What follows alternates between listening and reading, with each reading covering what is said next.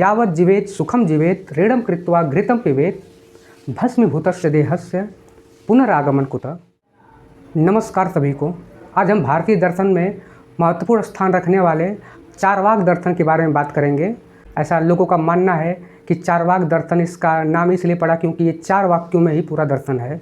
इसका जो 4 वाक्य है वो ये है कि यावत् जीवेत सुखम जीवेत ऋणम कृत्वा घृतम पिबेत भस्मीभूतस्य देहस्य पुनरागमन कुतः। पहला पंक्ति का अर्थ बताते हैं, यावत् जीवेत सुखम जीवेत।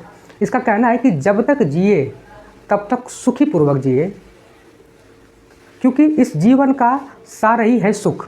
सुख की प्राप्ति के लिए आप जो भी यत्न कर सकते हैं वो कीजिए। ये शरीर बहुत ही बहुमूल्य है, बहुत महत्वपूर्ण है, ये दोबारा मिलने वाला नहीं है। तो इसे कष्ट में अगर डाल रहे हैं तो इस शरीर का आप नुकसान कर रहे हैं। ऐसा माना जाता है कि ये शरीर जो है वो कई योनियों में भटकते हुए एक मानव योनि में जन्म लेता है।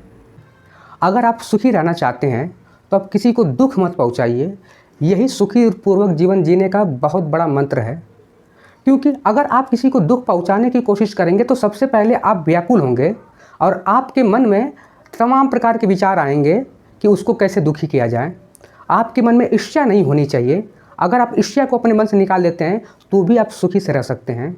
आपके भीतर जो डिज़ायर है, जो इच्छा है, वो भी अगर कम कर दें तो भी आप सुखी पूर्वक जी सकते हैं। इस शरीर को दुख मत पहुंचाइए। ये शरीर बहुत बहुमूल्य है। अगर आप इसे नुकसान पहुंचाते हैं, आप इसकी क्षति करते हैं तो सबसे ज़्यादा पाप करते हैं आप इसको कष्ट में डाल रहे हैं। इसका मतलब कि आप पाप कर रहे हैं। दूसरा वाक्य ये है कि ऋणम कृत्वा घृतम पिबेत। अगर कर्ज भी मांग करके घी पीना पड़े तो भी कर्ज मांग करके घी पीजिए, क्योंकि कर्ज चुके या ना चुके, लेकिन ये शरीर जब कमज़ोर हो जाएगा, ये शरीर जब नष्ट हो जाएगा तो फिर दोबारा मिलने वाला नहीं है।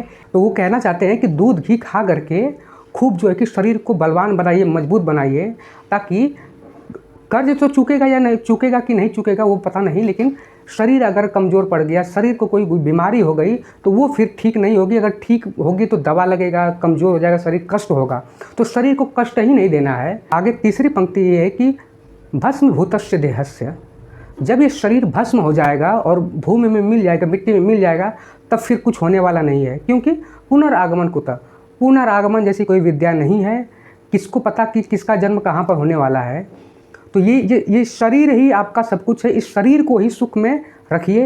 हालांकि इस पर बहुत विस्तार में बात की जा सकती है, लेकिन फिर भी आप अपनी राय कमेंट में दीजिए कि आप इसको कितना समझे। और वीडियो अच्छा लगा हो तो लाइक सब्सक्राइब ज़रूर करें। धन्यवाद।